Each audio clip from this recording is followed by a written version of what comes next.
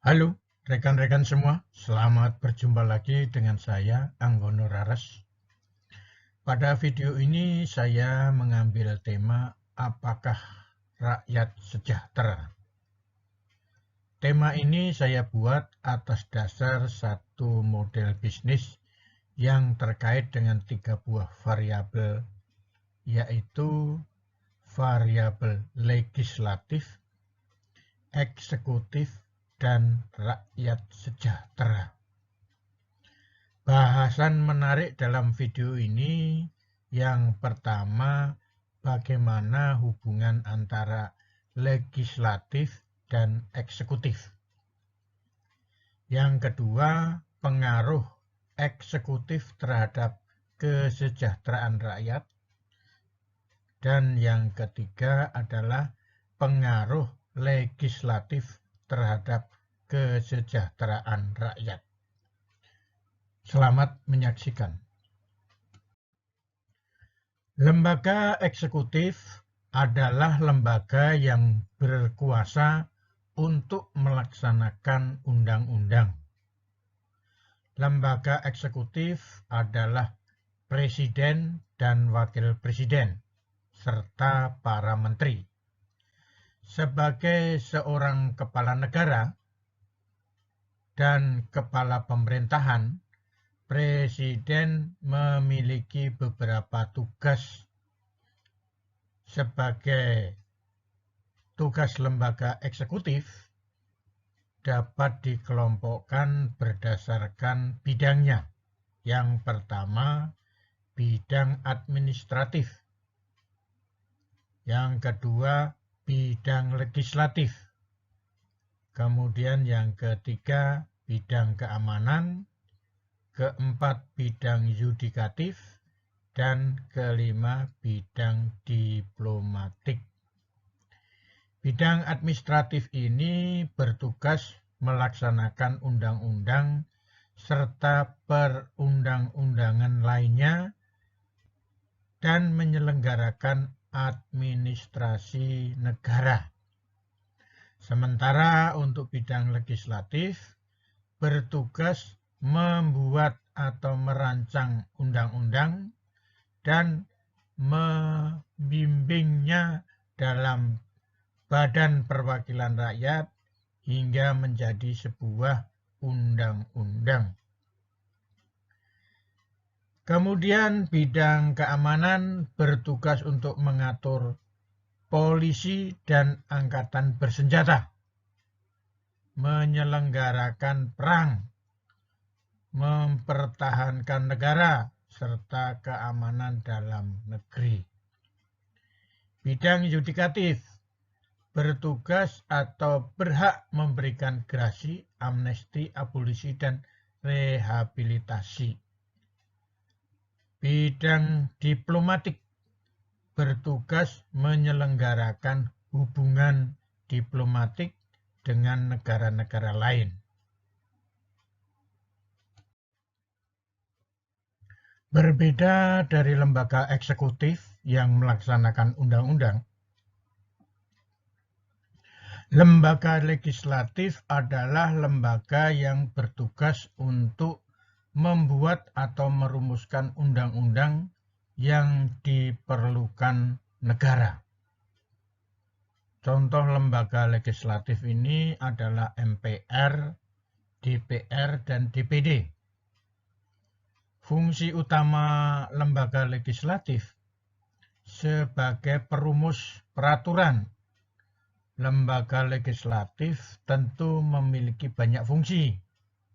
Namun menurut hal yang berlaku, bahwa yang pertama, menentukan satu kebijakan dan membuat undang-undang. Yang kedua, mengontrol lembaga eksekutif. Rakyat sejahtera. Apa yang dimaksud dengan rakyat sejahtera ini? Kita bisa melihat dalam Undang-Undang Republik Indonesia nomor 52 tahun 2009 tentang perkembangan dan pembangunan keluarga. Disebutkan keluarga berkualitas adalah keluarga yang dibentuk berdasarkan perkawinan sah dan bercirikan sejahtera, sehat, maju, mandiri, memiliki jumlah anak yang ideal, berwawasan ke depan, bertanggung jawab, harmonis, dan bertakwa kepada Tuhan Yang Maha Esa. Indikator keluarga sejahtera berdasarkan Badan Kependudukan dan Keluarga Berencana Nasional atau BKKBN itu mempunyai 23 indikator. Dalam diskusi ini saya hanya akan menampilkan 4 saja. Yang pertama, bila anak sakit dibawa ke sarana kesehatan. Seluruh anggota keluarga dapat makan minimal 2 kali sehari. Yang ketiga, seluruh anggota keluarga memiliki pakaian berbeda untuk di rumah, bekerja, sekolah, dan bepergian. Untuk yang keempat, bagian terluas dari lantai rumah adalah bukan tanah.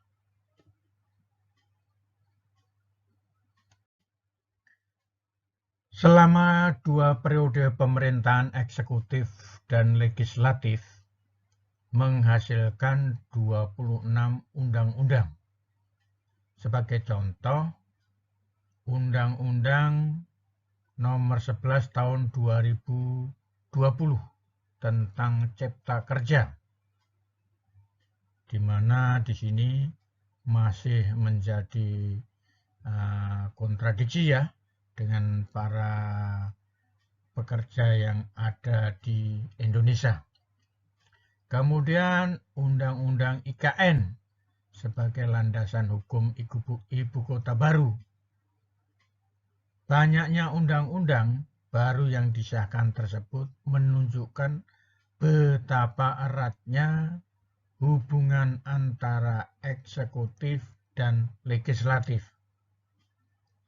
Terlihat legislatif cenderung setuju apa yang diusulkan eksekutif. Lembaga eksekutif berpengaruh terhadap kesejahteraan rakyat. Sebagaimana kita ketahui bahwa pada tanggal 3 September 2022, pemerintah telah menaikkan harga bahan bakar minyak atau BBM yang diantaranya solar, pertalite, dan pertamax. Kita semua tahu, kini PPN telah naik menjadi 11% sejak 1 April 2022. Dan sebelumnya yang tadinya 10%. Kenaikan tarif PPN ini kabarnya akan bertahap sampai 12% di tahun 2025 mendatang. Hal ini tentunya terkait kalau pemerintahannya sama ya, tapi kalau pemerintahannya ganti ya tentunya semuanya akan ganti. Presiden dan wakil presiden dipilih langsung oleh rakyat dalam satu pasangan calon pada saat pemilihan umum atau pemilu. Sedangkan syarat-syarat untuk menjadi presiden wakil presiden diatur oleh undang-undang. Ya. Di sini kita perlu menekankan bahwa presiden dan wakil presiden itu dipilih oleh rakyat langsung ya. Jadi jangan dilupakan setelah jadi pejabat Anda pesta pora ya dengan partai-partai pendukung, sehingga melupakan yang namanya kesejahteraan rakyat. Sementara kita tahu amanah Undang-Undang Dasar 1945 menyebutkan tugas dari presiden salah satunya adalah mensejahterakan rakyat.